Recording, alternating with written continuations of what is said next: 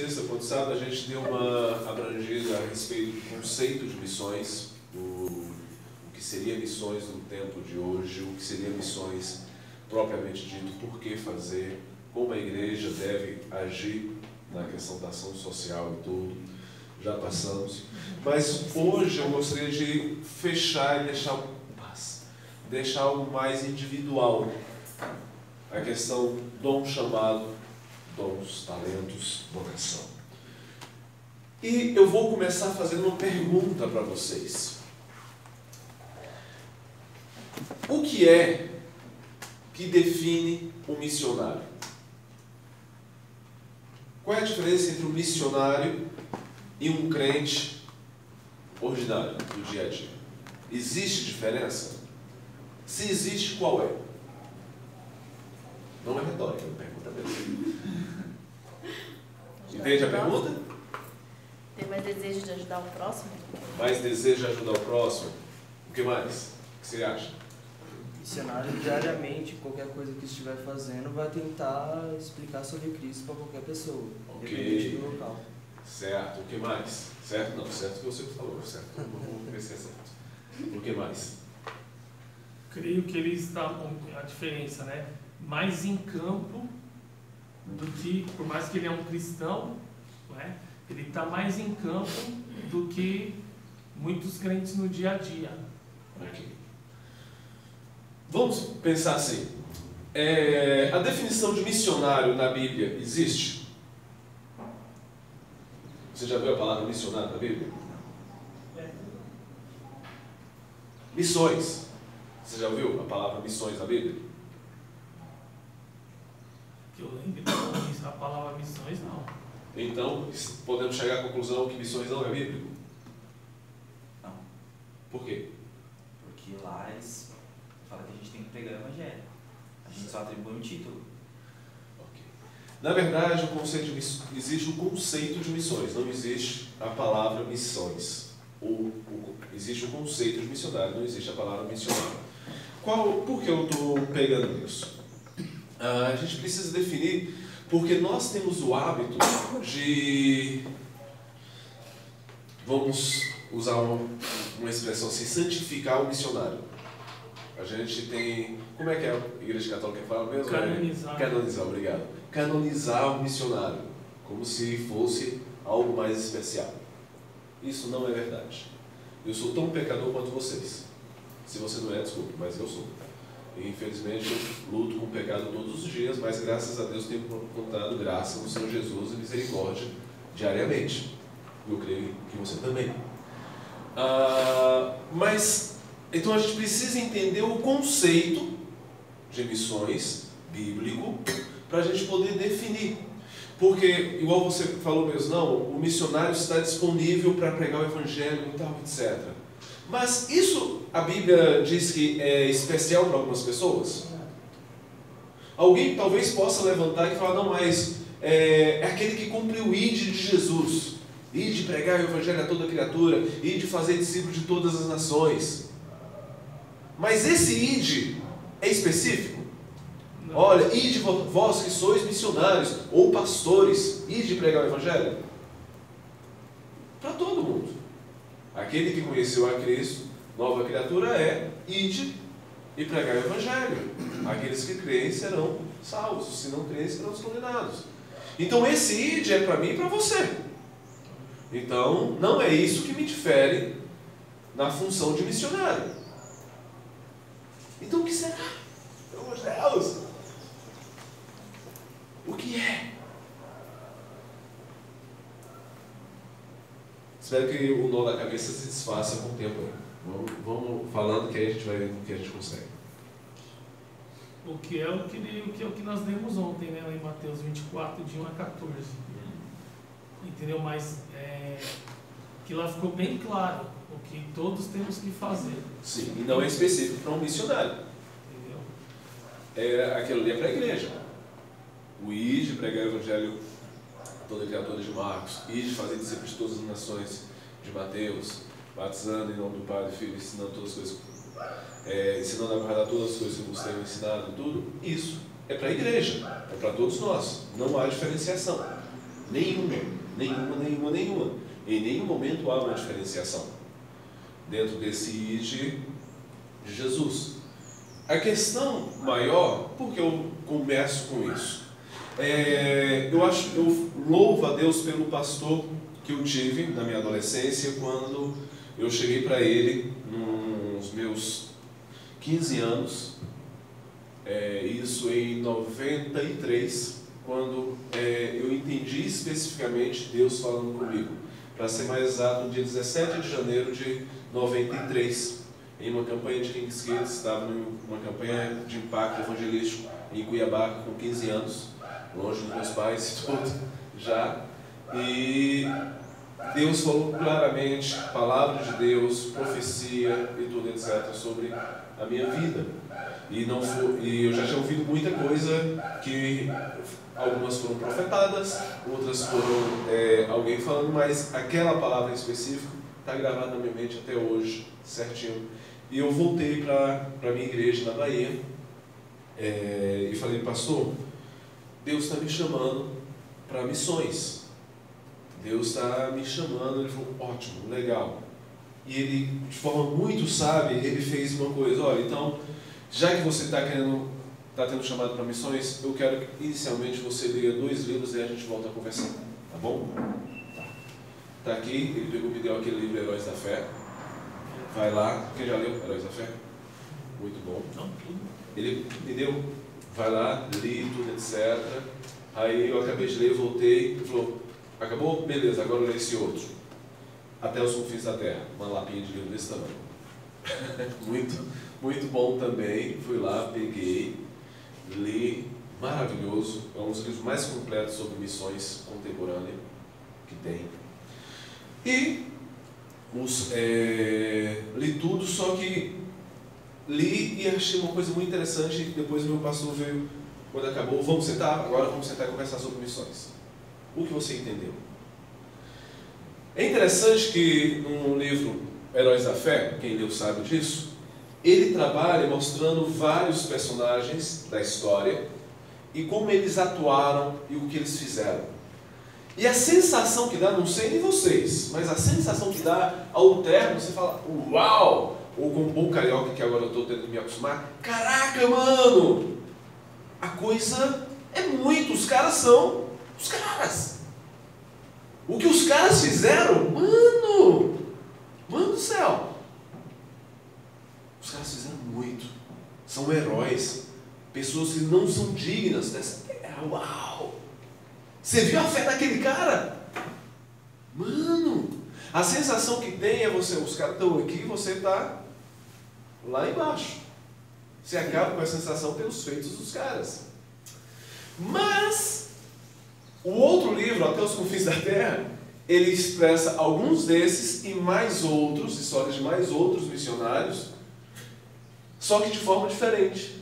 Ele começa a trazer detalhes da vida desses caras que fizeram, como diria no Nordeste, pisaram na jaca legal. Fizeram coisas erradas. Cometeram erros drásticos de assassinato até. E quebra toda aquela visão romântica dos heróis da fé. E por que meu pastor fez isso? A ideia desse livro Confins da Terra não é destruir a imagem dos caras. Mas a conclusão dele é, tá vendo? Esses caras são homens igual a mim e você. A diferença é que eles escolheram obedecer e entender que quem faz é Deus, não são eles. Entenda isso, que eu posso falar. Quem vai fazer paz? Quem vai fazer não é você. Não é você ser um grande homem de Deus que vai fazer a coisa acontecer. É ser homem diante de Deus. Colocando todas as coisas diante de Deus. Eu tinha 15 anos, como o pastor me falou isso. Não venha começar a construir a história da sua história missionária achando que você sendo um grande homem, que você tem que ser um grande homem, que você tem que jejuar muito, orar muito para ser um grande homem de fé que vai realizar grandes maravilhas. Não. Entenda que você tem que ser um homem diante de Deus. E entender que Deus realiza. E eu louvo a Deus por essa palavra do meu pastor, lá no gabinete, tete a tete, junto. Agora vamos começar a caminhar a ação missionária. E tudo etc. Por que eu estou dizendo isso? Primeiramente, para poder desmistificar. Missionário não vai canonizar missionário, não. Talvez hoje, nos meus 41 anos, eu tenho uma caminhada, tenho um conhecimento, tenho estudos a respeito, maior talvez que o seu, beleza. Mas isso não me deixa especial. A minha luta, a luta do Rafa e de qualquer outro missionário, com certeza dos pastores que estão aqui, tudo etc., é diária como a sua. Não tem diferença. Somos homens tentados, muitas vezes nos corrompemos à tentação, mas que encontramos graça e misericórdia em Deus e perdão novamente, diariamente, como você. Não existe diferença nenhuma. O que faz a pessoa diferente diante de Deus é estar diante de Deus e reconhecer quem Deus é e automaticamente nos reconhecer quem nós somos. E o interessante de você reconhecer quem Deus é, você realmente entender a grandeza de Deus, reconhecer os feitos de Deus, reconhecer a majestade de Deus, te leva a entender que você não é nada, mano. Se tu tá achando que tu é alguma coisa, é porque tu não conheceu Deus. Ou deixou de reconhecer Deus. É simples. Porque toda vez que você chega diante da face de Deus, você reconhece quem Ele é, você vê o quão miserável você é. E que a tua justiça é como um pano de trapo, não tem nada que você tenha feito, vai fazer ou fará, que vai te deixar mais justo, mais homem de Deus ou mulher de Deus. Nada. Porque Deus é muito santo e a justiça dele é muito grande e a tua é nada. Simples. Quando você está diante de Deus e reconhece Deus, você é colocado no seu lugar. Aquieta o facho, como o pastor dizia, aquieta o facho, se humilha. Por isso que eu amo tanto músicas, igual aquela que eu citei ontem, de Tu és soberano. Eu confesso que hoje eu tenho dificuldade de cantar a grande maioria dos louvores que se cantam nas igrejas atuais. Eu, Daniel, tenho dificuldade. Porque nós não temos mais o processo de reconhecimento de Deus, na grande maioria das vezes. Não é generalizado, com certeza tem suas exceções. É uma das coisas que eu amo demais. O pastor Ademar de Campos deu uma palestra sobre louvor e adoração para a gente, certa vez lá na Jocum, e algo que ele falava que muito interessante, porque nós temos a tendência de se empolgar com aquilo que estamos fazendo e paramos de analisar e parar para pensar naquilo que estamos fazendo. E o processo de Deus no louvor, o que é? Você sabe o que é louvor e o que é adoração? A diferença entre louvor e adoração? Adoração exalta a Deus. Deus é o Senhor. Adoração, você reconhece quem Deus é. Deus é majestoso, grandioso, supremo. No louvor, você reconhece os seus feitos. Os feitos de Deus. O que Deus tem feito na sua vida, no seu país, na sua igreja, na sua terra, no mundo. O que Deus tem feito. Louvor e adoração.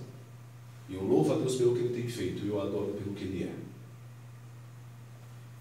Infelizmente, isso quase não tem acontecido. Aí eu gosto muito de uma brincadeira que o pastor Demar faz, que ele fala o seguinte: profecia é para quem? Profecia é para quem? Para nós. Adoração? Para Deus.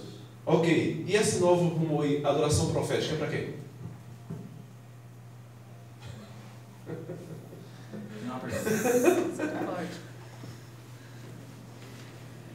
Temos que pensar, vai lá. Você citou aquilo que a gente como você falou que seu pastor falou, porque Deus é, a gente não é nada diante dele, certo? Não foi como o pastor falou, não. Eu que reconheci e não a Deus.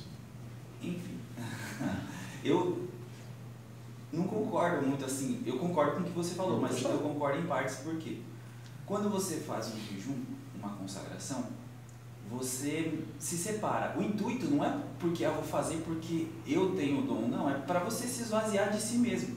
Quando você fica um tempo separado para Deus, é mais fácil de Deus te usar de maneiras diferentes, entendeu? Eu acho que, pelo menos eu vejo assim, se amanhã eu me tornar um missionário, eu não quero uma coisa tão... Eu acho que a vida com Deus não é tão física, ela é física, lógico, a gente é ser humano, é carne, mas também tem o sobrenatural de Deus nessa caminhada. Com certeza. E eu acho que ele é muito mais profundo do que a gente ousa se permitir adentrar, entendeu?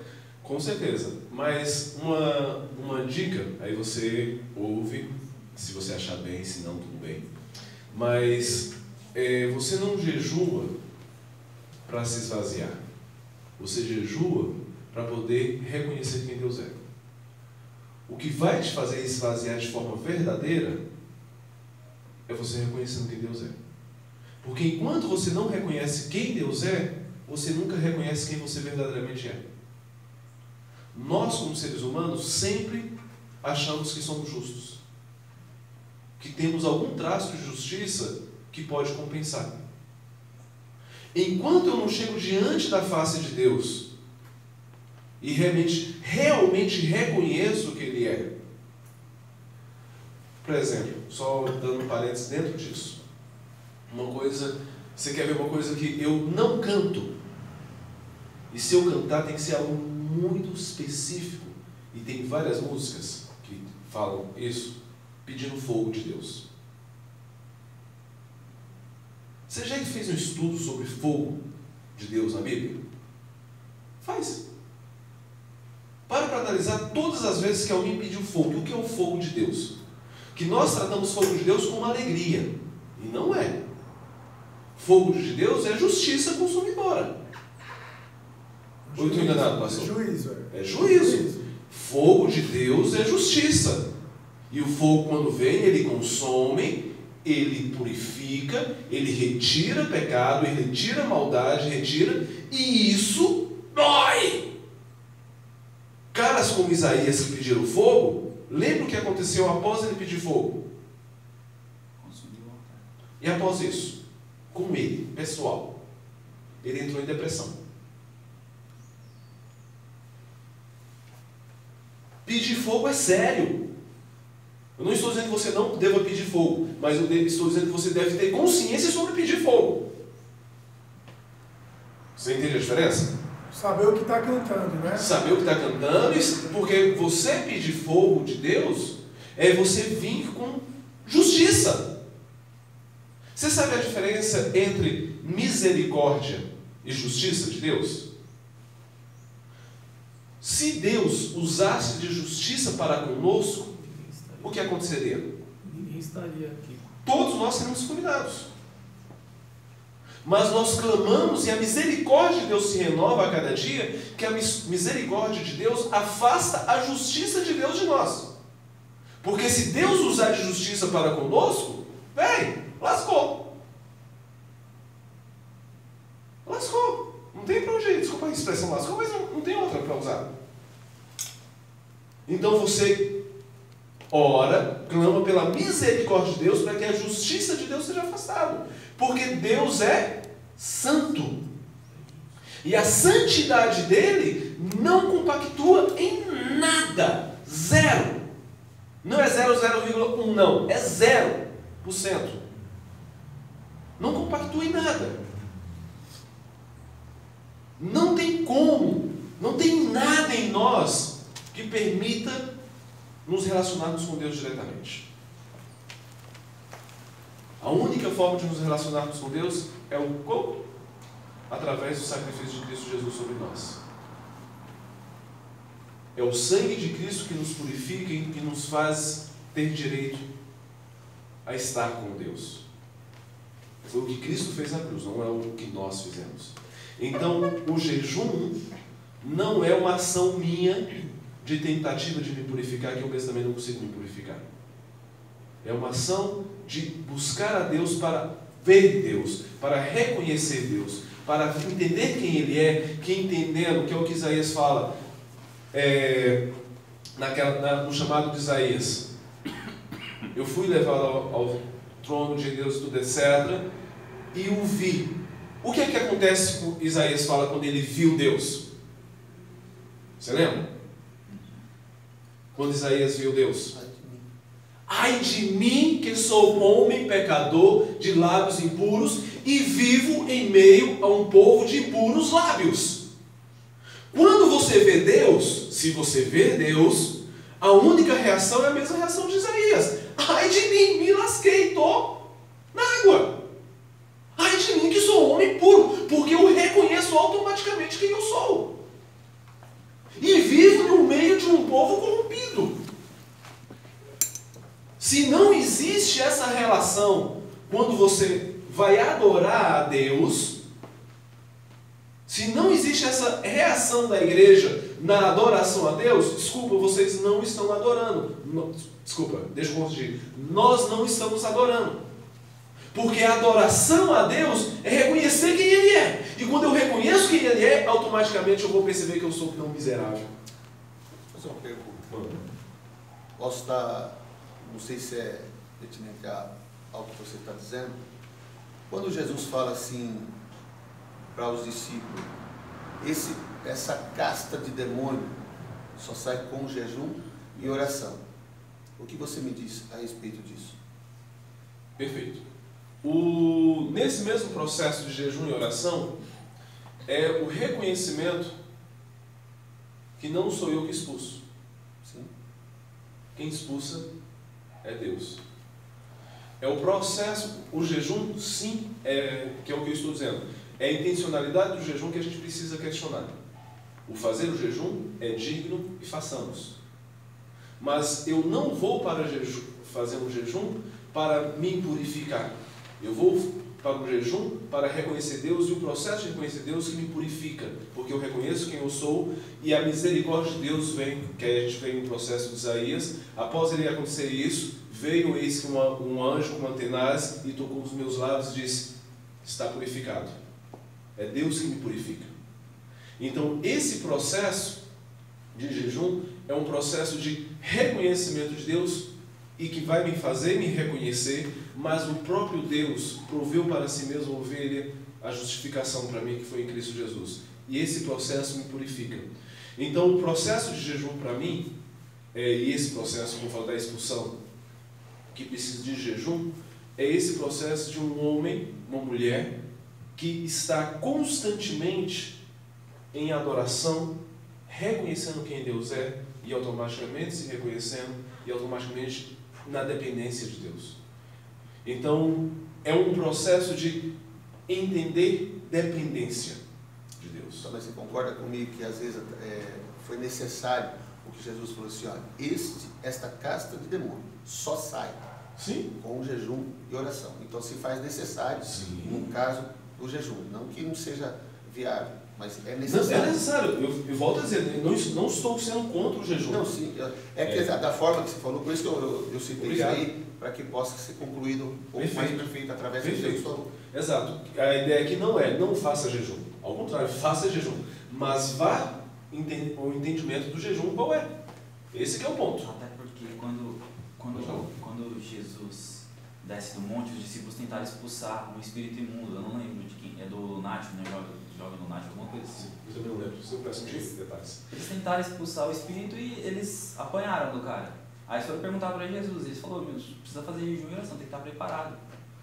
Sim, mas esse preparado, hoje, vamos dizer assim, vou usar esse termo, mas eu acho que esse termo não é o suficiente. Mas, vamos dizer assim, o nosso erro é de achar que é uma preparação nossa. Lembrando que o meu pastor tentou me ensinar. O processo não é você começar a achar que você está se canonizando, você está é um processo de uma autopreparação. É você se eliminar para que Deus faça. É um reconhecer que não é você que é Deus. Não é reconhecer que você que é justo ou que se tornou justo é capaz de expulsar, mas é Deus. Se eu não tenho esse processo de dependência e reconhecimento de Deus, eu vou com um processo de achando que, olha, porque eu jejuei, eu poderei fazer. Porque eu orei de forma assim ou assado, eu poderei. O eu é um problema. Então você... Desculpa, gente, se eu estou sendo chato, mas você acabou falando a mesma coisa que eu, se esvaziar. Exato, mas o que eu estou fazendo só a diferença, o processo não é eu me esvaziar. O processo é eu reconhecer Deus que isso me esvazia. O único processo que tem é eu me reconhecer que eu sou miserável. Mas quem vem com Atenais, não sou eu que vou lá e pego Atenais de Isaías e coloco na minha boca e estou justificado. Não é isso que Isaías está dizendo. Eu reconheço, ai de mim, que sou homem pecador, de lábios impuros e vivo no meio de impuros lábios, de um povo de impuros lábios. E eis que veio um anjo, com Atenais do trono de Deus, e tocou nos meus lábios e disse, está purificado. A ação de purificar foi minha? Não foi. Foi do anjo de Deus, Deus te purificando. Então, o único, parece um detalhezinho besta, mas é o processo. Quem se purifica? Sou eu? Eu tenho como me auto-purificar? Eu tenho como me auto-justificar? Não. Então, toda vez que fizeste o jejum, vá não na intenção de eu vou me purificar. Eu vou reconhecer Deus. E esse reconhecimento de Deus vai me fazer reconhecer. Porque enquanto eu não me reconheço como miserável, como não justo e tudo etc., para que Deus me justifique, que é um processo de arrependimento, de reconhecimento, para que haja arrependimento, eu preciso me reconhecer. Enquanto eu não me reconheço de integralidade, que a única forma de você se reconhecer de forma integral é reconhecendo Deus. É só recolocando as peças. As peças que você falou, está tudo lá. Só estou tentando te ajudar a recolocar as peças. Porque o processo do eu que complica tudo. Daniel, posso fazer uma observação? Deixa só ele falar isso. Toda pessoa que vai fazer um jejum e oração, é o que eu aprendi, né? A pessoa faz com um propósito devido. Sim. Né? Porque se ela não tivesse propósito, ela não faria. Né? É que nem você falou. Senão todo mundo poderia expulsar. Né? Porque, que nem a palavra fala, né? Essa casta só será expulsa com jejum e oração. Então, se eu me pegar somente nessa frase, dá a entender que qualquer pessoa, pode até ser, que faça jejum e oração, vai expulsar. Mas é que nem você falou, se a pessoa não entender que é Jesus, que é Deus através do Filho dele, que faz isso, a pessoa pode jejuar, eu creio que seja isso. O tempo inteiro ele não vai acontecer. Porque é que nem na igreja, se, né, que nem eu falar em línguas, às vezes todo mundo começa a falar em línguas, você não entende nada. E eu creio que o expulsar, que nem a gente acaba canonizando muitas vezes os pastores, porque muitas vezes a pessoa fala assim, eu só quero a oração do pastor, e nosso pastor já ensinou, qualquer pessoa pode orar, mas você tem que estar preparado, porque não é apenas falar Jesus que vai acontecer. Sim. E muitas pessoas se ouvem e aprendem de forma incorreta e começa a desacreditar porque não vê o acontecido. Na passagem lá, o ponto é nós tentamos expulsar. Nós tentamos e não conseguimos. Mano, não é nós. Não é nós. É necessário que você jejue e mate o seu eu. Você reconheça. Hein? Viu onde você entrou? Sim. É necessário que você jejue, que mate o seu eu. Exato. É isso aí. O jejum exatamente serve para isso. Para eliminar você, para que a glória seja dada ao nome do Senhor Jesus. Perfeito. É isso aí. É o reconhecimento de que quem faz é Deus, ponto.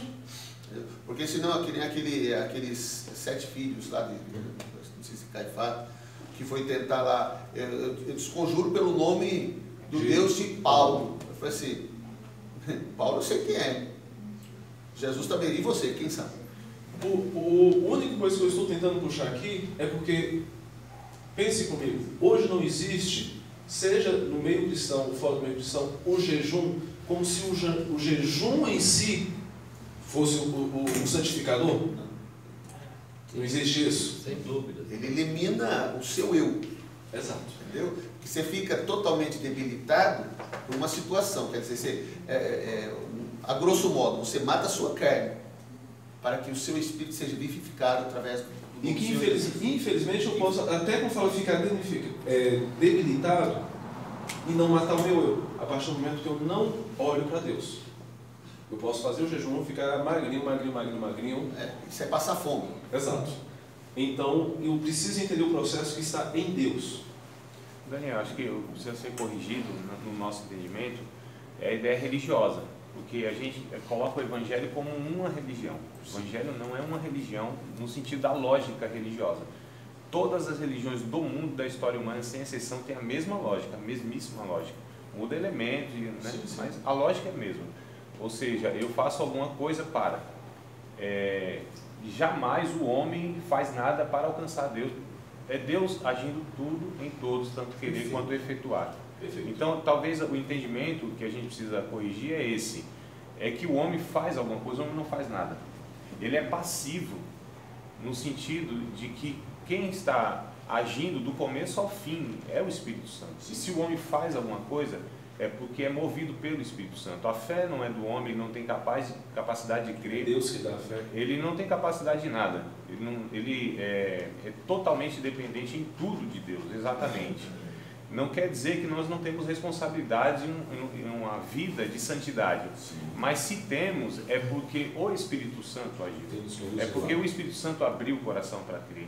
É porque o Espírito Santo salvou. O homem jamais vai em encontro de Deus e não faz nada a respeito. E a santificação é um processo totalmente pela ação de Deus. É que tem aquele texto de Hebreus que diz que segue a paz com todos e a santificação, sem a qual ninguém verá Deus. Só que a gente não se santifica para ver Deus, nós nos santificamos porque vimos Deus, a referência que nós temos. Então essa santificação que ninguém verá Deus, o outro não verá Deus se eu não me santificar, porque é através de mim que ele verá Deus. Então não é eu ver a Deus, é o outro, através da minha santificação, que ele vê a Deus. Então a questão se não se torna no fundo meritório. Sim.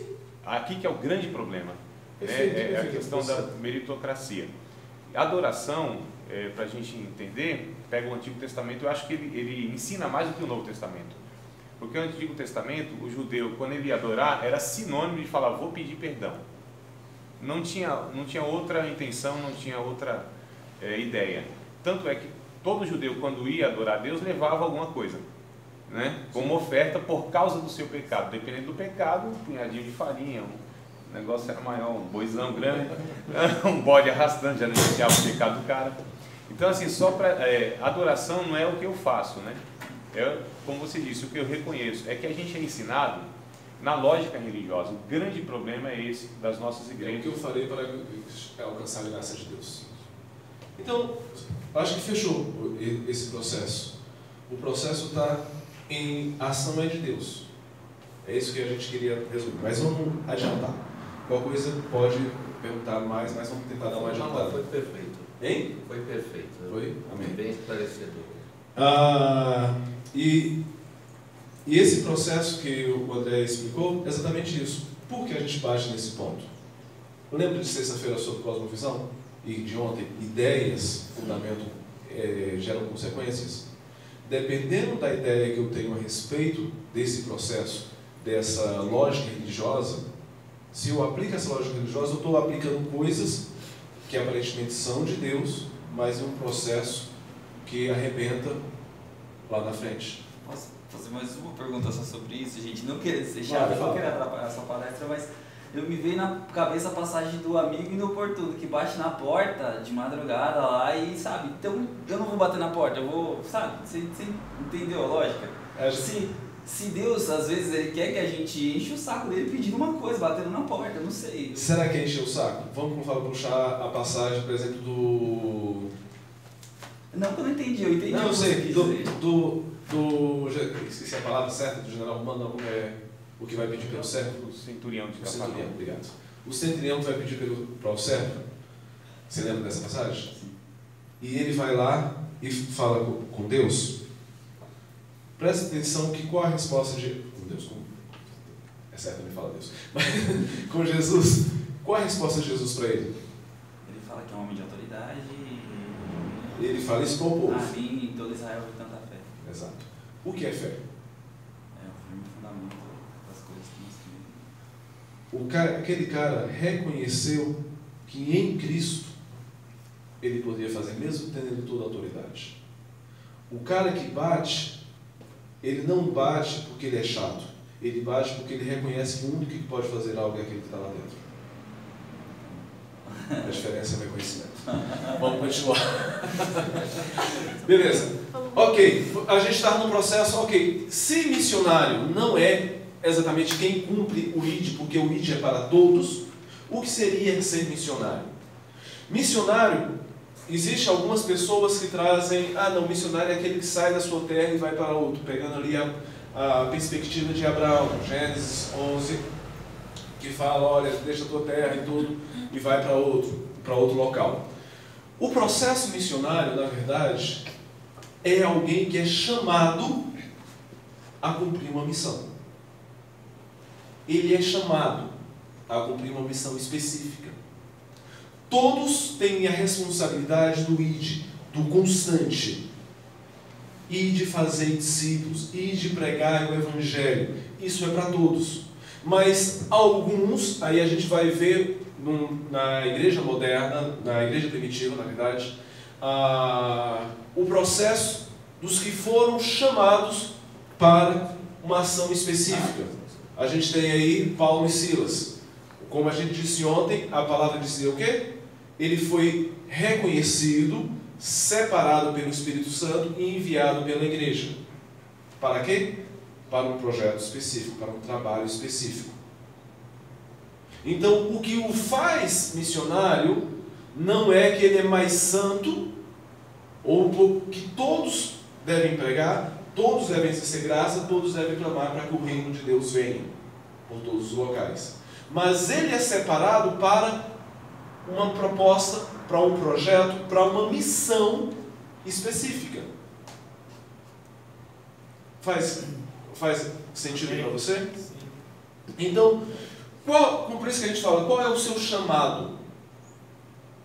Deus tem te dado uma proposta, um projeto, uma missão específica, ou não, e isso não é demérito, ter ou não ter.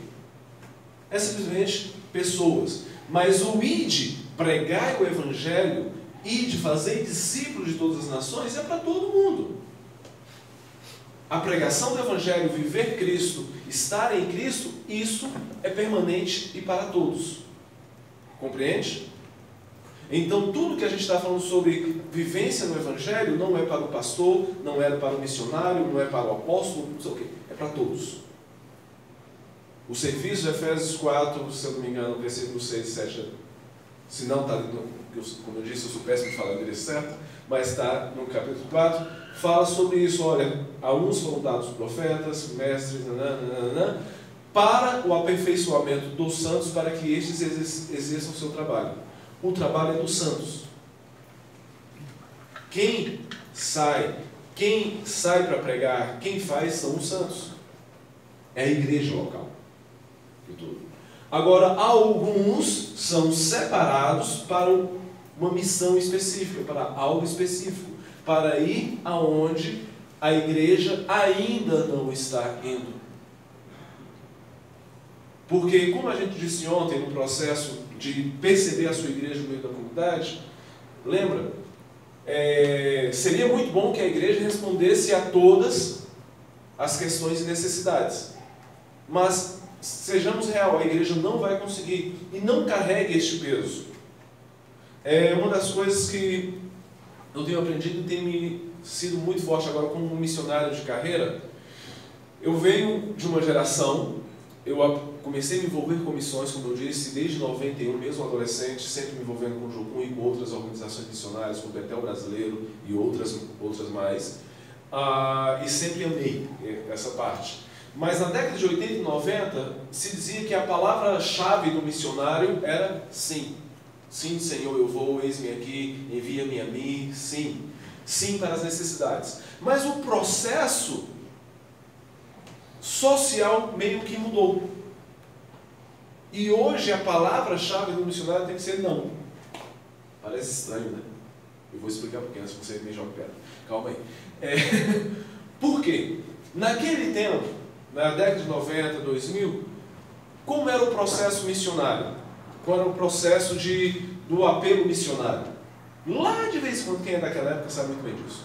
Lá de vez em quando vinha alguém de um outro local para vir e falar, olha, tal local assim, vinha um Rafa da vida, olha, na Índia existe essa necessidade desse jeito. Olha, existia aquele apelo, a igreja ouvia o apelo, ouvia a necessidade e comprava a ideia junto com ele. As necessidades, pelo processo informativo, eram pontuais. Então, havia necessidade daquele sim pontual. Hoje, você quer ouvir necessidades? Abre o seu celular, que você vai ver uma necessidade o tempo todo. Gaps sociais, buracos sociais o tempo todo. Um atrás do outro. Ou eu estou enganado? Se você sai dizendo sim para tudo, tanto é que a gente dizia que o bom missionário naquela época era o pau para toda obra. É aquele missionário que está lá para... Deus, vou fazer. E realmente foi bênção. Porém, hoje nós precisamos mudar alguns conceitos. Exemplo. Na década de 80, a Jocum, ela começou em um dos braços da Jocum dentro do Brasil foi investir na área de educação. A gente começava a implantar escolinhas e creches em locais periféricos que ninguém queria ir. A igreja naquela época não queria ir para aquele bairro periférico que não tem quase nada. Aí ia lá a Jocum e implantava. Era bênção, era necessário, era um sim que a gente precisava dizer, amém. Tinha todas as dificuldades, se implantava, era ótimo, bênção. Mas hoje, graças a Deus, depois, como a gente brinca lá dizendo que geralmente o missionário é aquele que vai com um canivetezinho e vai para dentro da mata fechada. E vai abrindo, e vai se arranhando, tudo, etc. Depois que abre, que consegue, manda o aviso, ó, tem vida aqui, vai. Aí daqui a pouco vem a igreja com os tratores, para valer. Hoje, a igreja, o que tem de igreja com escolinha em locais periféricos, a igreja já está habitando lá. Isso é ruim? Não, é bênção. Então, se faz a necessidade agora de a gente implantar a escolinha em um bairro que tem várias igrejas com escolinhas lá dentro? Não. Porque a igreja já está fazendo. E é bênção. E é um processo normal. A igreja percebeu, através de uma ação missionária no passado, que aquele local era para ser alcançado, e a igreja foi. Amém, glória a Deus. É o processo natural. E bênção. Agora, eu que sou que era, nesse meu exemplo, que eu não sou mais da área de educação, eu preciso entender agora, beleza, qual é o meu lugar? Talvez para um outro local que a igreja ainda não está indo, talvez eu vou implantar uma escola no meio dos ciganos aqui no Brasil, que é um povo não alcançado que existe no Brasil e não tem nada. A igreja está indo? Provavelmente vou falar, esse é o local que o missionário vai ter que entrar. Você está entendendo? Então o missionário é chamado aí aonde a igreja não está geralmente. Aonde a igreja ainda não está, e não por maldade da igreja ou algo do tipo. É porque é um processo natural de crescimento. É aquele cara que vai primeiro abrindo espaço para que depois a igreja venha. a igreja, instituição, corpo, denominação venha e se instale. Mas essa primeira entrada precisa daquele missionário que vai fazer. Está fazendo a coisa clara? Está fazendo sentido? Então, nesse processo, aí você pode me questionar, mas Daniel, e o seu exemplo, por exemplo? Eu não sou, como o Rafa, o cara que está indo com um chamado para alcançar a Índia. O Rafa tem escutado de Deus, como vocês viram ontem, um chamado para a Índia, para os povos não alcançados da Índia, aonde praticamente não existe cristão. E existe, pior, existe rejeição ao cristianismo. O Rafa está indo para lá. Eu até brinco, eu confesso que quando eu vejo ele falando e outros igual o Rafa falando, me dá uma invejazinha, que eu queria poder, eu já morei na Índia e tudo, etc. Mas eu sei que eu não tenho chamado para estar nos povos alcançados. O meu chamado é outro. E o meu chamado não é local físico. O meu chamado é na área de cinema. Mas como assim, Daniel? Cinema não precisa, será? Por isso que eu quero que você preste aqui atenção agora. O chamado missionário é para a igreja, para levar a igreja onde a igreja ainda não está atuando. Quando Deus me chamou para dentro da área de cinema, e eu comecei a entender, comecei a correr atrás, a ação da igreja na área do cinema era quase zero. E eu fui começando a entender por que a igreja precisa estar lá, porque não é somente cinema, eu precisei me aprofundar no entendimento. Como assim? Você quer que eu faça o quê? Eu comecei a entender que cinema, por exemplo, filmes, a arte, como eu comentei ontem, é um processo de discipulado de nações, é onde se apregou ideias, onde ideias são espalhadas e as pessoas recebem sem perceber, e essas ideias formatam o que a sociedade será. A partir do momento que eu não tenho na mídia, nas artes, sendo exercidas pelo Evangelho, sendo exercidas pelo povo de Deus, eu começo a formatar ideias que não vêm de Deus. E essas formatações de ideias começam a destruir o processo social no local onde está. Exemplo, a arte, como eu comentei ontem, não é uma música ou um filme que eu fiz que vai mudar tudo. Não é. Mentira minha se eu falasse isso. Eu sei que não é. Eu posso te contar aqui no meu filme, olha, eu lancei um filme, realmente lancei, em 2013. Esse filme, os nossos cálculos, só para que vocês possam entender, o trabalho que eu tive de 3 anos e meio de processar um filme, de fazer o roteiro, montar a equipe, todo o trabalho é o que deu, que para muita gente, principalmente para nós brasileiros, nós pensamos de forma muito mediática. A gente quer ver o resultado agora. Foi 3 anos e meio trabalhando. Foi cerca de R$75 mil que eu investi para poder fazer o filme, basicamente, no dia a dia. Depois de tudo feito, de muito cabelo perdido, muito cabelo branco e tudo, etc., fizemos o filme. O filme está lá à disposição, que eu já falei para vocês, para assistir. Deixa eu te falar sobre resultados disso. O que aconteceu com esse filme? Esse filme foi lançado, de DVDs vendidos e distribuídos foram 12 mil cópias. Cada DVD, quantas pessoas assistiram, não sei dizer, mas com certeza foram muitas. De igrejas que estão usando, que passaram em praças e ainda passam no Nordeste, no Norte, em Minas Gerais, aqui em São Paulo, no interior, eu já fiquei sabendo que passam o filme como estratégia de evangelismo, como se usava com o filme Jesus, ou ainda usa, quer dizer, vários. O filme foi jogado no YouTube, um filme independente de quase 2 horas. Eu cheguei à marca, antes de o YouTube quebrar, tirar o meu canal do ar, e não foi porque eu peguei não, depois eu explico por quê. Eu cheguei à marca de 1.400.000 visualizações. Só no meu, fora de todos os outros, como fala, piratas que tiraram e recolocaram. Tem um monte lá, se você for olhar. Dentro disso aqui,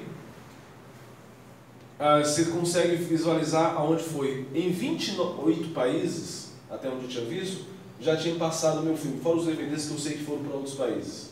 Pelo YouTube, 28 países. Dentro desses países, tinha países como Mianmar. Mianmar é um país totalmente fechado ao Evangelho. E o meu filme foi passado várias vezes lá em Mianmar. Quem usou para passar, eu não sei. Mas simplesmente o Evangelho contido no filme, que eu tive o trabalho de fazer, mas a graça foi dada por Deus e tudo, foi um local que eu não fui. E que eu nem sei se eu vou ter a oportunidade de ir. Foi passado no Afeganistão, no Paquistão. Agora que estamos aqui, provavelmente o meu filme está sendo passado em algum local. Graças a Deus, né? Então, aquele trabalho todo, houve resultado. Eu tenho várias testemunhos de pessoas que entram em contato comigo, que se converteram por causa do processo do filme. É uma mensagem que está indo, e eu estou aqui, falando com vocês. Que agora já independe de mim. Está indo, já soltei. São grupos missionários que estão usando para passar para ribeirinhos, porque a linguagem é muito brasileira, muito nordeste, sertão e tudo, muito brasileira, muito típica sobre o filho pródigo. E o pessoal está usando lá pelos ribeirinhos. Mas se eu não tivesse escutado Deus e entendido o meu chamado específico para essa área, eu teria feito. E ao mesmo tempo eu preciso entender que o processo de arte, como eu estava dizendo, é um processo de discipular de nações, é construindo ideias que vão mudar. Como assim que acontece? Exemplo, eu sei que os irmãos não acompanham muito a Globo, mas vamos dizer que você já viu uma coisa ou outra, então vamos me ajudar aqui. Você lembra qual foi o primeiro casal lésbico apresentado em uma novela brasileira? E vale salientar, novela é o principal meio de comunicação para o povo brasileiro? É o principal meio que fala com o povo brasileiro? A melhor ferramenta para se falar com o povo brasileiro é a novela. E que infelizmente nós não fazemos nada. Porque o brasileiro gosta da cultura da novela. E o problema não é a ferramenta da novela, o problema é quem faz a novela e o que está sendo feito com a cultura de contar a história através de uma novela. Mas você lembra qual foi o primeiro casal lésbico? Foi em 98, em uma novela chamada Torre de Babel. Foi apresentado esse casal lésbico, você lembra qual foi a reação das pessoas para esse casal? O ator que representava, ele sofria preconceito no seu dia a dia. Eu sei, como eu falei, que a divulgação foi tão ruim que ao ponto que os autores tiveram, como eu falei, que providenciar a morte do casal dentro da novela. Mataram o casal, porque a população não aceitou. Aí depois veio outro casal, depois veio outro casal, depois veio outro casal. E isso gradativamente foi trabalhando a nossa mentalidade. Ao ponto de, o ano passado, ter uma cena de relação sexual homossexual masculina na TV brasileira e ninguém ter nem comentado. E já estava com cano na cabeça já nos anos 90, né? Foi construindo a aceitação de pouco a pouco, e de hoje, até das nossas igrejas, de forma geral, a grande maioria considerar, não pode até não falar publicamente, algumas já estão falando, mas de considerar aceitável. Ou eu estou enganado? E isso é trabalho da arte, que de pouco a pouco ela vai imprimindo uma ideia, vai imprimindo, vai aumentando, e você vai recebendo sem nem perceber. Daqui a pouco a coisa está solidificada e você fala, não, é isso mesmo, não é bem assim, a gente quer radical demais, não, deixa lá, que é isso? Você entende a importância da arte? E volto a dizer, o processo do problema não é o que eles estão fazendo, porque eles estão fazendo o que eles sabem.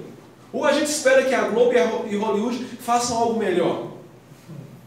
O problema é nós, como igreja, não estarmos fazendo. É como nós, como igreja que conhecemos ao Senhor, não estarmos no processo. Quando nós não investimos em arte, em uma música de qualidade, em filmes, em teatros, que comecem a trazer a mentalidade do reino, valores do reino, e isso se torne um movimento, onde esse movimento é fortificado de valores de família, de pessoas que respeitam aquilo que é, que expressam aquilo que Deus fala e tudo, etc. E a comunidade começa a receber isso. Se nós não temos isso, que ideia vai ser modificada? Me corrija se eu estiver errado. No caso, na sua área, né, que é cinema, né? Filmes. A Disney não produzia nenhum filme até então evangélico. O primeiro foi As Crônicas de Nárnia, que nós aprendemos aí que ele foi o maior apologista do século XX cristão. Então teve essa abertura, né, a Disney, né? E elas já lançaram 3 filmes dele, né? Da série das Crônicas de Nárnia, né? Então tiveram uma abertura, né? Sim. E sempre vou falar que, na verdade, também é outra coisa que a gente... Para te ajudar, né? Mas quando a gente faz isso tudo, também a gente tem que perceber o seguinte, seja a Globo, seja Hollywood, seja Disney, tudo, etc. Entenda isso. Não existe ninguém lá dentro da Globo ou de Hollywood, o que é que eu posso fazer para matar os evangélicos. Não existe isso. Eles querem dinheiro. E construir ideias, né? E construir ideias, e eles vão jogar para público. Ou você acha que a Globo estava se convertendo porque estava com o troféu Promessas? O troféu não, o show Promessas que ele estava fazendo. Você acha que a Globo estava se convertendo? Não, é porque o público evangélico é um público que pode dar muito dinheiro para ele. Ele precisa resgatar. Tanto é que eles estão planejando uma novela bíblica. É porque eles se converteram? Não, é porque eles querem dinheiro. Da mesma forma, quando eles fazem trabalhos com homossexuais, eles não exatamente... Com certeza tem muita gente que quer, mas não exatamente é porque eles querem somente pregar. É um público que eles veem. Porque na mídia, cadê ela? Que fez comunicação, uma das coisas que a gente aprende, a comunicação é o quê? A mídia, na verdade, ela não grita do nada. Ela ouve o que está sendo discutido, comentado nos guetos, nos bares, nas esquinas, de forma baixa, e ela aumenta o volume para que todos possam ouvir. É algo que já está sendo comentado lá, ela só faz por quê? Porque se eu falo, eu fortifico aqueles que estavam falando e aqueles, estão me representando, que existe essa coisa da representatividade. Estão me representando e eu começo a ganhar público. Ganhar público e montar público. É um processo natural da mídia de se fazer. Então, por exemplo, você quer ver outro exemplo? Hollywood começou a perceber que fazer filme cristão, através dos filmes que foram feitos nos últimos tempos, Desafiando o Gigante, Prova de Fogo, Corajosos e outros, valia muito a pena. Vamos investir em filmes com temática cristã. Aí lançaram Noé e lançaram A Miséria do Moisés. O filme de Moisés. Mas eles perceberam... E isso aqui, pessoal, eu tenho amigos em Hollywood. Eu tenho amigos diretores, é a minha área, então eu me envolvo. E eles falam exatamente isso. Foi uma questão de tentativa de ganho de público. Mas eles perceberam que o público cristão não aceita qualquer coisa. Não é só você ter uma temática cristã. Se você não está realmente aprofundado, o público evangélico não aceita. Então, eles estão se reinventando novamente. Porque, por exemplo, o filme Quarto de Guerra, o Quarto de Guerra foi mais rentável do que nos Estados Unidos do que o filme Vingadores Guerra de Ultron. Você sabia disso? Foi lançado os dois na mesma época e os dois ficaram brigando para quem ficar no primeiro local de filme mais assistido da semana. Quarto de Guerra e Guerra de Ultron. No geral internacional, Guerra de Ultron fez muito mais dinheiro. Porém, para fazer o Guerra de Ultron, eles gastaram muito mais dinheiro e para fazer Quarto de Guerra, o orçamento foi pouquíssimo. Então, percentualmente, o Quarto de Guerra deu muito mais lucro do que Guerra de Ultron. Isso fez, sabe o quê? Os olhos de Hollywood. A gente precisa olhar porque tem dinheiro ali. Porque eles querem dinheiro. mas é um processo. E eu preciso entender esse processo como igreja. Fala para a gente poder eu conheço algumas pessoas de um grupo missionário, né?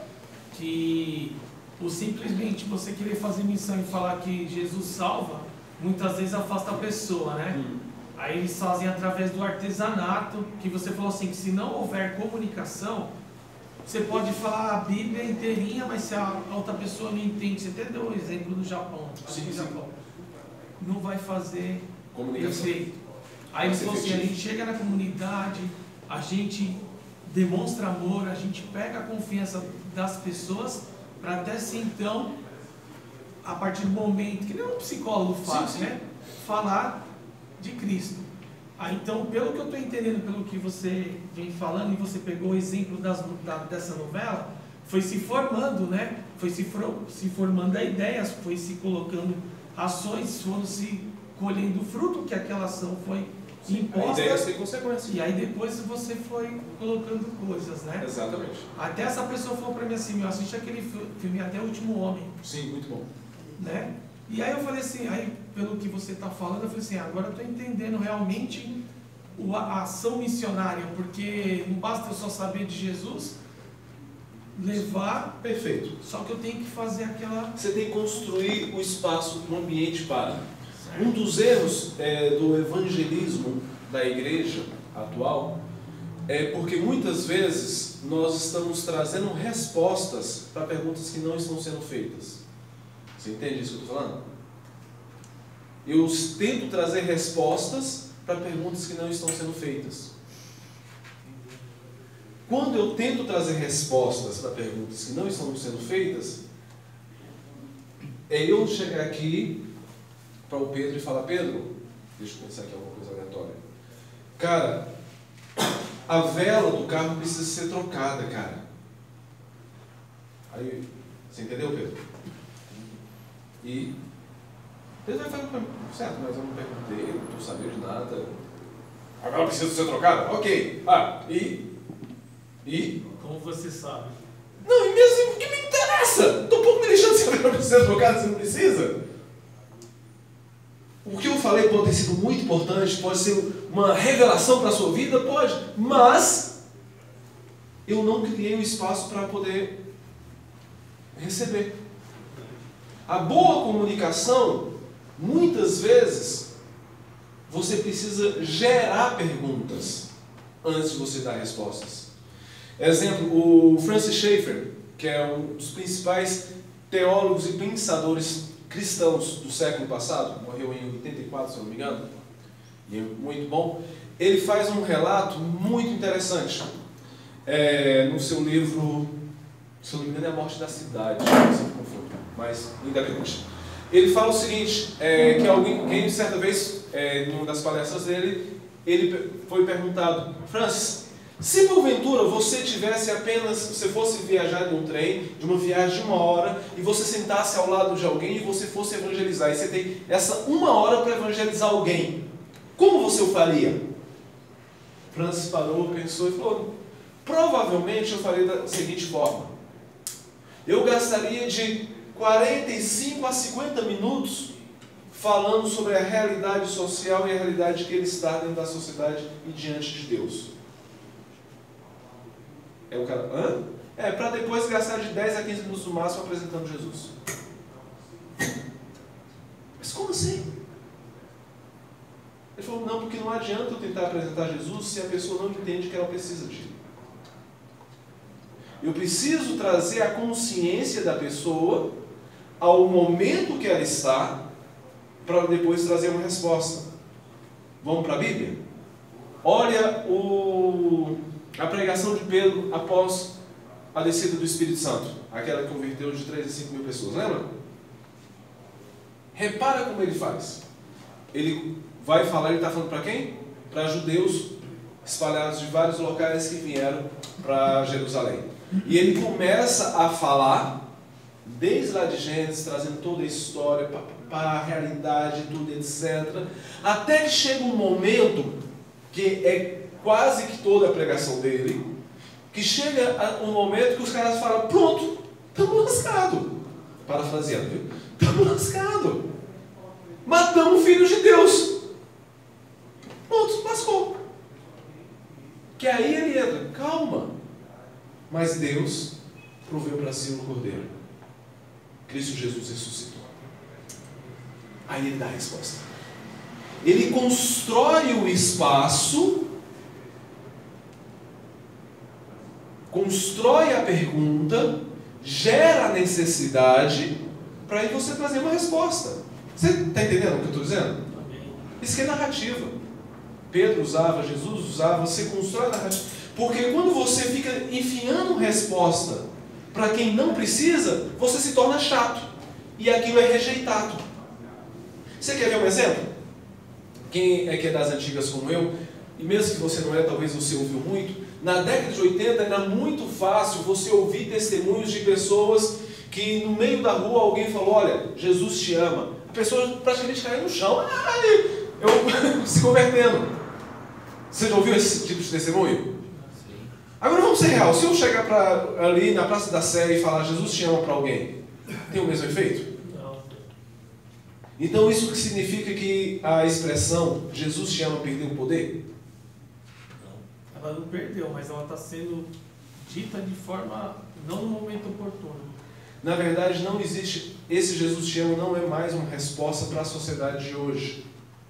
Ou melhor, corrigindo, não é que não é uma resposta, mas não é uma resposta perceptível e aceita pelas pessoas de hoje. Que as pessoas não estão. A realidade do povo na década de 80, a situação que estava pós-guerra, pós-ditadura e tudo etc., o crescimento da revolução não industrial, né? Revolução informática, existia um medo que os computadores iam invadir e todo mundo ia perder o emprego, estava uma depressão e tudo etc. As pessoas estavam sentindo a mosca do cocô do cavalo do ladrão. Então, ouvir que Jesus te ama, aquilo tinha um efeito para a situação que os caras estavam totalmente diferente. Hoje as pessoas não estão nessa realidade, estão em outra realidade. Eu preciso entender o meu público e muitas vezes trazer o meu público a entender a situação que ele está. Você está fazendo sentido o que eu estou dizendo?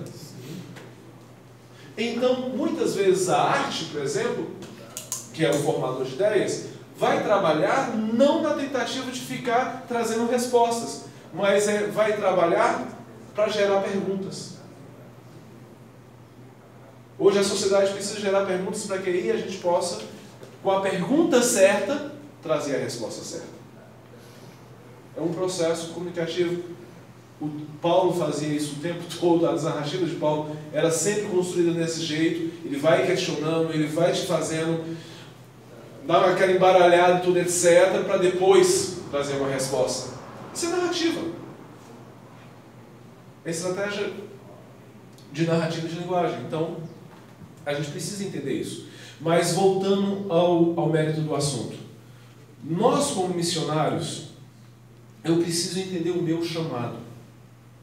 O ID é para todos, mas eu vou ter chamados específicos.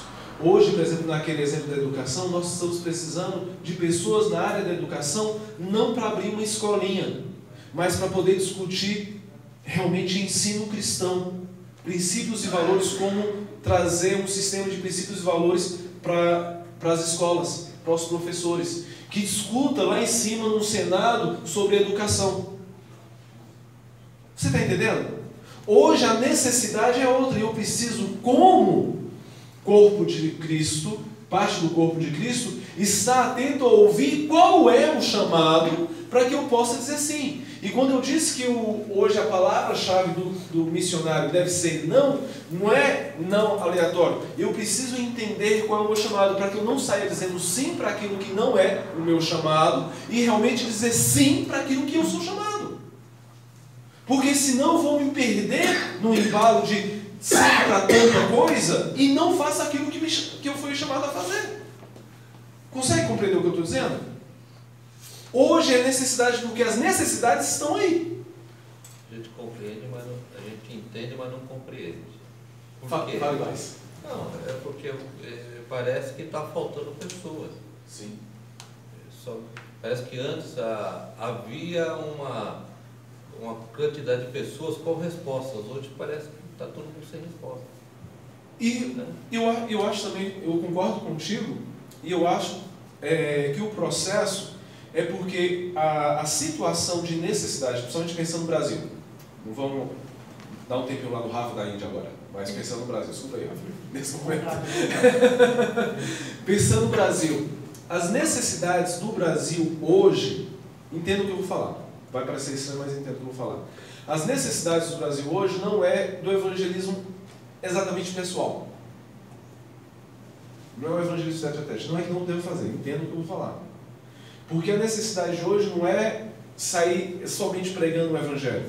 É uma construção de ideias que está totalmente deturpada hoje no nosso Brasil. É uma construção de ideias que foi impregnada nas faculdades, que foi impregnada através das artes e tudo, etc., que deturparam aquilo que vem de Deus.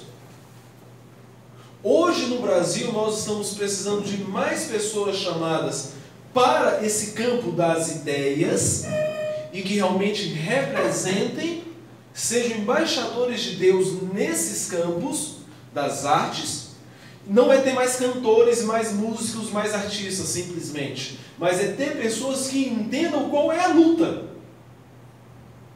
Eu não estou precisando de mais um cantor gospel que vai cantar mais música para dentro da igreja. Isso já tem demais, tá? Cheio demais. Eu estou precisando de pessoas cristãs e que entendem o reino, missionários, que cantem a realidade da vida e tragam uma resposta. Lembra da música que eu cantei ontem? Metrô, no centro da cidade? Aquela música foi escrita em 82. Eu te garanto que se eu colocar essa música na Praça da Sé hoje, 90% vai entender o que a música está cantando. Aquela música tem a mesma didática que eu estou dizendo. Ela constrói uma situação onde a pessoa se percebe aonde está para depois falar de uma resposta. Você lembra da música que eu cantei ontem? Desculpa. Depois eu te peço. Mas as pessoas, se ouvirem, elas se reconhecem, elas se percebem para aquela pergunta. Cara, eu estou desse jeito. Eu estou lascado. O que eu vou fazer? Pessoal, desculpa, não sei se aqui lascado é um palavrão, porque na Bahia não é, então eu falo normalmente. Não, se for, você já está lascado. Porque às vezes, questão de choque cultural, às vezes, igual agora mesmo estou pegando Caracas do Rio de Janeiro, que para Rio de Janeiro é o que é normal falar. Eu fiz o pecado de chegar na minha cidade, na Bahia, e falar Caracas em uma pregação. E Caracas soa com um palavrão lá. Eu tive que pedir perdão e tudo. Mas é regionalismo, então por isso eu estou perguntando. Sim, mas o processo, eu preciso levar as pessoas a entenderem. Então eu preciso de mais artistas que tragam essa realidade. Você quer ver artistas que fizeram isso na história? Michelangelo, Capela Sistina. Você já parou para analisar? Pena que não está aqui, eu tenho, mas eu não trouxe. Mas eu acho que é uma imagem que todo mundo tem na mente. Você já viu aquela imagem do dedo de Deus? Que tem Deus e o homem, e tentando se tocar. Você já entendeu o que é aquilo ali? Hein? Não. Ele está falando sobre Deus mesmo. O processo dele ali é uma crítica social maravilhosa para aquela época, e para nós também. Repara na imagem. É Deus se esticando, tentando tocar o homem, e o homem praticamente deitado, com o braço curvado. O que está dizendo? Deus está querendo alcançar o homem, mas o homem não está nem aí para Deus. E ele faz isso em plena Capela Sistina. Uma declaração de afronta a todo o sistema religioso da época. Maravilhoso. Maravilhoso.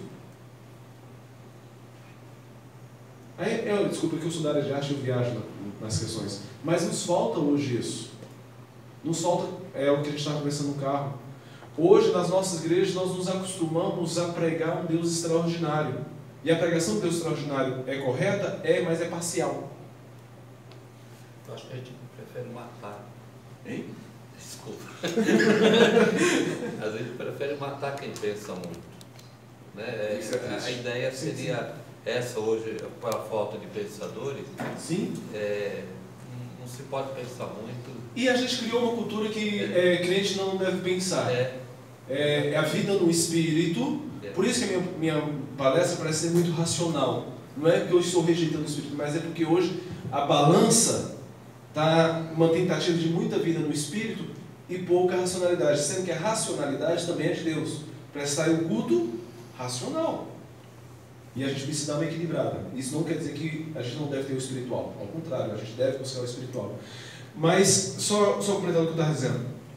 Apesar que falo que eu perdi a figura. Eu sou professor, né? Do ano de 2000 para cá, sim, as grades curriculares, aula de história, principalmente história, vai se perceber que nem tem mais, sim, diminuiu. Justamente porque tem a classe dominante, a classe dominada. Para que eu preciso que uma pessoa pense? Porque se eu trouxer uma pintura maior, eu vou convencer a pessoa fácil. Então, muitos fizeram isso, eu vou diminuir, né? Para que eu quero uma pessoa que pense? Eu posso mostrar um país que o analfabetismo está diminuindo, porém sem pensar. Sim. E o próximo, sim, eu estava falando sobre o Deus extraordinário. Nós acostumamos a pregar um Deus extraordinário, e Deus é extraordinário, Deus faz milagres extraordinários, com certeza. Mas isso é uma verdade parcial. Porque Deus também quer se revelar como um Deus ordinário. E nós temos esquecido do Deus ordinário que se revela no dia a dia, no seu trabalho, no seu andar para a escola, no seu andar para a faculdade, na forma que você trabalha, na forma que você come. Lê lá em Eclesiastes. É um cara que começa a extrair sabedoria em detalhes, no dia a dia, e percebe Deus nesses detalhes. Nós temos esquecido disso. Aí as nossas músicas é sobre feitos extraordinários. E isso inconscientemente afasta o homem de Deus. Você consegue entender o que eu estou dizendo? Bem claro. Amém. E a gente precisa de artistas como Marcos Almeida, que você citou, que cante o ordinário.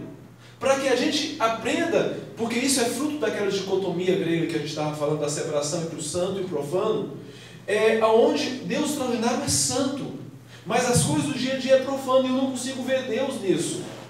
Então, e quando você só canta o extraordinário, você reforça essa ideia e extrai a revelação de Deus no dia a dia. E eu preciso dessa revelação. Nós precisamos, para que a gente ande de forma saudável em Deus. É de um Jesus que sentou para fazer um churrasquinho com você, lá na beira da praia. É porque quando a gente aprende, até mesmo quando muita coisa na minha visão já mudou. Porque eu achava que tudo que Deus fazia era porque Ele era divino, como homem, como aqui na terra. Até a sabedoria com que Ele falava com os outros. Sim. E eu enxerguei muito, assim, eu já estava começando a ver, mas a gente enxerga muito isso, que às vezes a gente tem que se colocar, às vezes não, a gente tem que se colocar num contexto. Muito pelo contrário, eu acho que qualquer passo que a gente dá na fé não começa no extraordinário, começa no físico. Pode até começar no extraordinário, mas o físico vai ter que ser pisado. Eu não, pelo amor de Deus, eu não nego o extraordinário. E Deus é Deus extraordinário, fazer milagres, abrir mar e fazer escambar quatro. Eu creio nisso, piamente. Mas hoje a balança precisa ser pendida novamente para a gente poder equilibrar para um Deus ordinário. É mais isso. Quando a gente fala sobre isso, não quer dizer que a gente está negando o outro, mas a gente só está puxando o equilíbrio. Como eu disse, a frase do meu pastor, esse mesmo que me deu os livros, ele falava: todo processo que vai para um extremo é passível de pecado. Toma cuidado. Busca equilíbrio no que você está fazendo. Então, esse processo é necessário. Então, eu acho que ficou claro para vocês a questão de chamado. É alguém chamado a algo específico. O outro ponto que eu acertei agora, o chamado não é simplesmente algo físico. Rafa está indo para um chamado na Índia. Está batalhando, já foi e quer levar vocês para lá, amém, vá com ele. Agora, o chamado não é somente um chamado físico. Muitas vezes você vai ser chamado para uma área, ser representante de uma área. Depende do local, depende daquilo que Deus está falando. Mas para isso eu preciso ouvir. A gente vai dar um intervalo agora, aí quando a gente voltar, a gente vai falar agora sobre dons e talentos. Porque uma coisa é seu chamado, outra coisa são seus dons e talentos. Como fazer para que eles cooperem entre si. Amém? Amém. Intervalozinho.